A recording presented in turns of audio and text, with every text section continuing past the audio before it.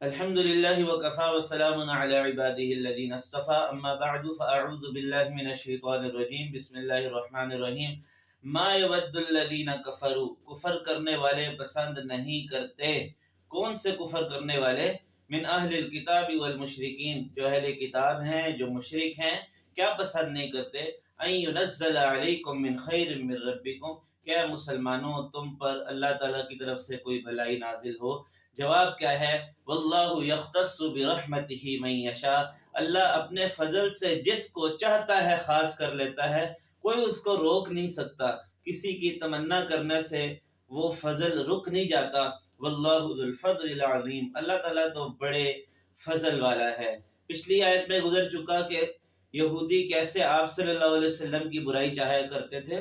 اس آیت میں یہ ہے کہ یہودی، اہل کتاب، مشرکین کس طرح مسلمانوں کی برائی چاہتے تھے. ایک دعویٰ ان کا یہ تھا کہ ہمارا مذہب یعنی یہودیت وہ تمہارے دین یعنی اسلام سے افضل ہے. یہ دعویٰ ایسا تھا کہ اس کے جواب دینے کی کوئی ضرورت نہیں. محض دعوے سے کچھ نہیں ہوتا جب تک اس پر دلیل نہ ہو، اور جب ناسخ آ جاتا ہے تو منسوخ خود ختم ہو جاتا ہے، جس کا تذکرہ اگلی آیت کریمہ میں آ رہا ہے. اور دوسرا دعویٰ ان کا یہ تھا کہ ہم یہ چاہتے ہیں کہ تم پہ اللہ تعالیٰ کی طرف سے وہ احکامات نازل ہوں جو ہماری اوپر نازل ہونے والے احکامات سے بہتر ہوں. تو اللہ تعالیٰ جواب دے رہے ہیں کہ ہرگز وہ یہ نہیں چاہتے، بلکہ وہ صرف تمہاری برائی ہی چاہتے ہیں. لیکن ان کے برا چاہنے سے کچھ نہیں ہوتا، ہوتا وہی ہے جو منظور خدا ہوتا ہے.